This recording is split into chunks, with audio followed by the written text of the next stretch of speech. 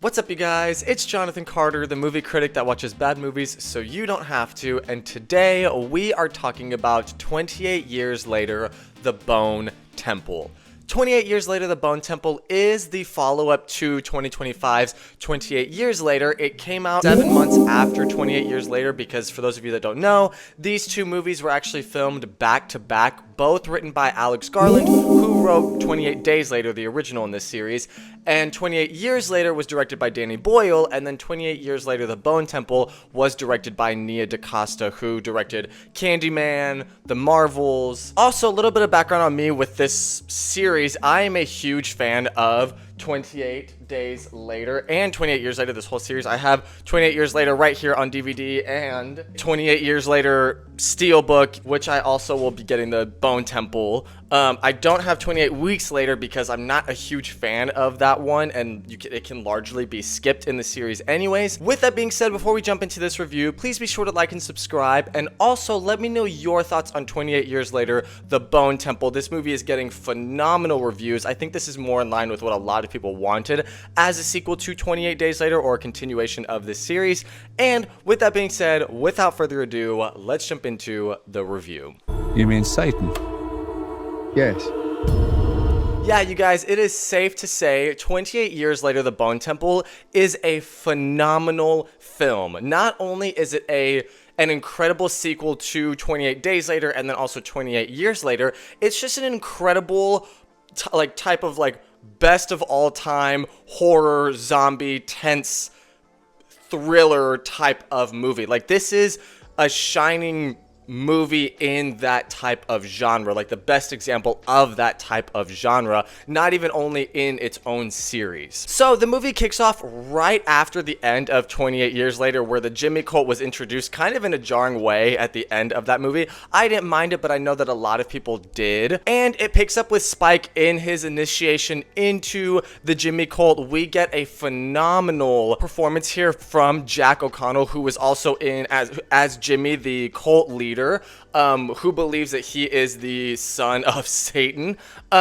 He was in 28 Years Later, obviously at the end, but he was also in 2025 Sinners, which I feel like is his breakout role. He was phenomenal in that movie, and he might even be better in this movie, which is really saying something. So we get the introduction of the Jimmy cult. We get Spike's initiation into this cult, which things I'm not really going to go into here. There will be a small spoiler section at the end, real quick, just talk about a couple things. Running alongside that narrative in this movie is Dr. Kelson's storyline from 28 Years Later, played phenomenally again by Ralph Fiennes, who is phenomenal in 28 Years Later and then really gets time to shine in this movie. This is fully probably his movie. He and Jack O'Connell both steal their scenes that they are in. They fully own their scenes, and there's a moment where they come together in the movie that is probably easily maybe the best part of the film. Dr. Kelson is on essentially this journey in trying to understand the virus that has ravaged the UK for almost 3 decades now, and where that takes him specifically with Samson, the alpha from 28 Years Later, is just like in 28 Years Later, there is obviously horror in this movie, but it also at its core is a very surprisingly emotional, touching story in a different way from 28 Years Later, but something that is still as emotionally resonant and packs that kind of gut punch that you're not really expecting from a zombie or infected type of film like this. And that's where the biggest positives are for me with 28 Years Later, The Bone Temple, is 4 films into a series, you kind of need to start changing it up a little bit, and I am fully on board with where this movie goes. It dives very deep into what the infection is. For the first time, we get to see what the infected actually see from their point of view, and we also learn if the virus can actually be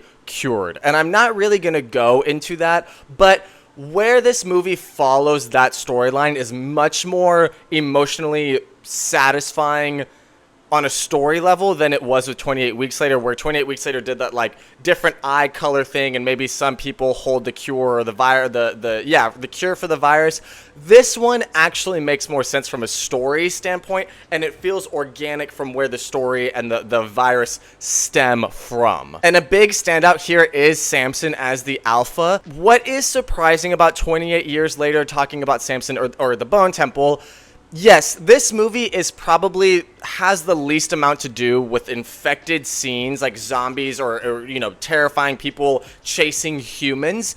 And I have seen a lot of people kind of dissatisfied with that, and I am as well, just a little bit. I do think this movie would be absolutely perfect if it had like maybe one or two more scenes of terrifying infected moments of whether they're chasing Spike or strangers or Dr. Kelson or whatever it is. I think the movie could have used at least two more scenes, and it would have definitely satisfied me a little bit more, and I think satisfied the critics or the fans that are upset that the infected kind of take a backseat in this movie. So alongside Dr. Kelson's story here of him trying to cure and understand the virus, we have Spike, who is just trying to survive the Jimmy Colt. And we now kind of get our first look since 28 Days Later of what humanity has become 3 decades into this virus. The Jimmy Colt are terrifying, and they are awful people. They are like the worst kind of people imaginable.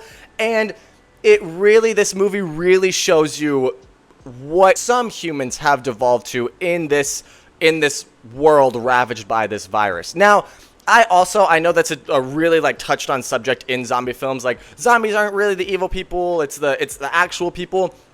Again, 4 movies into a series, you kind of have to change it up a little bit. And just like 28 Days Later with the military at the end of that movie, 28 years later, the Bone Temple has a very satisfying and interesting story of what humans are capable of and what they are, that to me, it just felt fresh. It didn't feel like a recycled plot line from some other zombie film or The Walking Dead or something like that. It felt like its own take on how terrible humans have become in this world. And with that storyline alongside this virus or figuring out the virus, I was fully just floored by how amazing this movie is. I can't really go any further without talking about that this is potentially and probably the goriest movie out of all 4 of these films, and that is definitely saying something when they are all about angry, infected people chasing and killing humans.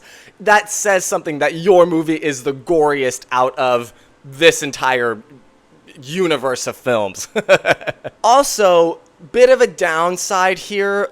First of all, Nia DaCosta is a phenomenal director. She did so well with this movie. It is definitely her film, and it was written so incredibly well, also as this kind of very much brother sibling to 28 Years Later. This was like a part 2 of 28 Years Later, like part 1, part 2 type of style.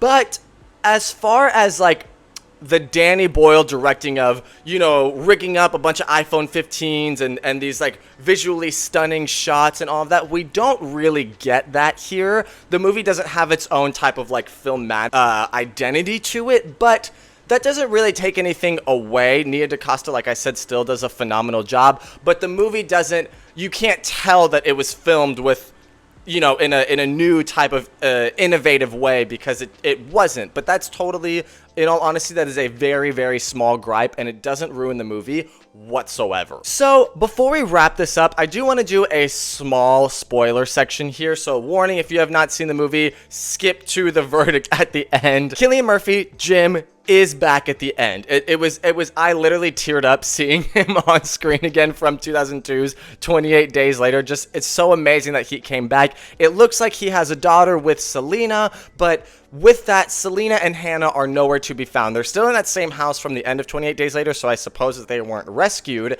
And then you do see Spike, and obviously their storyline is, we knew that Spike was somehow going to get to Jim by the end of this movie, or yeah, by the end of these two movies, to create the final entry maybe in this trilogy of 28 years later films. And it's very interesting to me now that the Jimmy cult is done. He was killed in that way, you know, being crucified and all of that, and then the Dr. Kelson storyline, or at least Dr. Kelson himself, is also written out of this movie. I'm very interested to hear or to see where this next movie is going to go. I've been seeing a lot of theories that like that pregnant girl that escaped is somehow going to come back. Maybe she'll make it to the island where Spike's father is, talk about them, and then the father will come and try to find Spike and kind of tie everything up together in this trilogy. Maybe the cure will actually be created, figured out how to spread that. I have no idea, but I am just so interested in where they could take this, and I was just so happy to see Cillian Murphy's Jim on screen again. It was just absolutely so satisfying. Okay, quickly before we wrap this up with the verdict, I have been asked,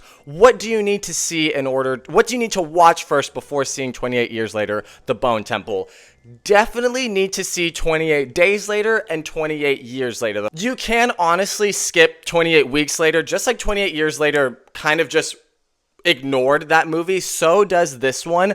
I also find it to be an inferior sequel. I don't enjoy it nearly as much as the other movies in this series, but 28 Days Later and 28 Years Later are definitely essential watching for this movie. Wrapping this up with the verdict, 28 Years Later, The Bone Temple is just such an amazingly done film in this series, and not only in the Days series, but also just as a horror, zombie, tense thriller type of film. It stands out as one of the best of all time.